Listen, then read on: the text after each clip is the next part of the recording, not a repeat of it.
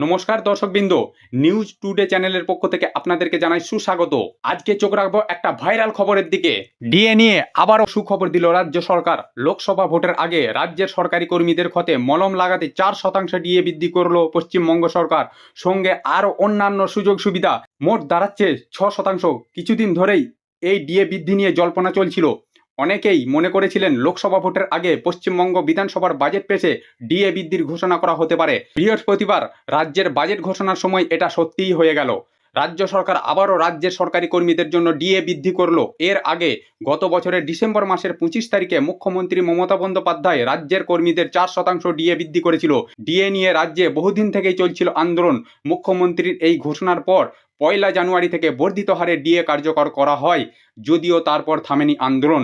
এদিকে সামনেই লোকসভা ভোট, আর ভোটের আগে সরকারি কর্মীদের মুখে কিছুটা হাসি ফোটাতে রাজ্য সরকার আবারও 4% ডিএ বৃদ্ধি করলো। এখন রাজ্য সরকারের কর্মীদের ডিএর পরিমাণ দাঁড়ালো 14%। কেন্দ্রের কর্মচারীদের সঙ্গে ফারাক রইল 32%। বৃহস্পতিবার পশ্চিমবঙ্গ বিধানসভার বাজেট অধিবেশন ছিল।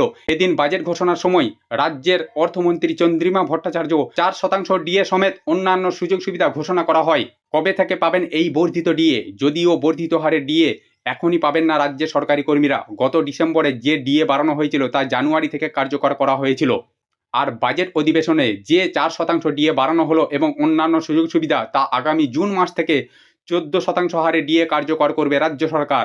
যদিও এখনও কেন্দ্রের কর্মচারীদের সঙ্গে ডিএর ফারাক থেকে গেল 32%। পঞ্চম বেতন কমিশনের বকেয়া ডিএ নিয়ে দীর্ঘদিন ধরে সুপ্রিম কোর্টে মামলা চলছে। আজ এই মামলা শুনানি ছিল। সুপ্রিম কোর্টের বিচারপতি হৃষিকেশ রায় এবং বিচারপতি প্রশান্ত কুমার মিশ্রের এজলাসে চলছে এই মামলা। আজ এই মামলার শুনানির দিকে তাকিয়েছিলেন অনেকেই, কিন্তু সময়ের অভাবের কারণে মামলার শুনানি সম্ভব হয়নি। ফলে এই মামলা যে জায়গায় ছিল সেই জায়গাতেই থাকলো। দর্শক, যদি ভিডিওটিকে ভালো লেগে থাকে আপনারা চ্যানেলটিকে অবশ্যই সাবস্ক্রাইব করে দেবেন, কারণ প্রত্যেকটা মুহূর্ত এই ধরনের নিত্য নতুন ভিডিও আমি আপনাদের কাছে পৌঁছে দেবো।